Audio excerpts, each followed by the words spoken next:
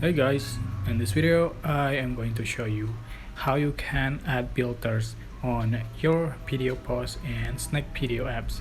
So just tap on Snake Video apps to open it and tap on add icon to make a video post in the button. So just tap on it and just tap and hold in the red button for make a video, for instance, and enough.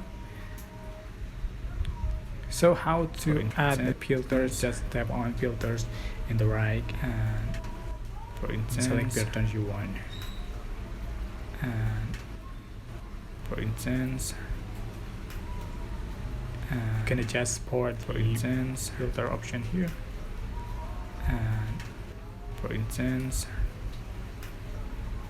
and for instance, so just click next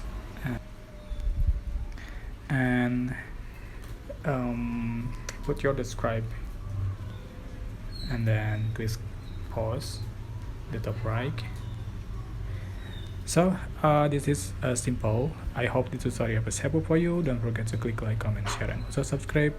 Thank you so much for watching.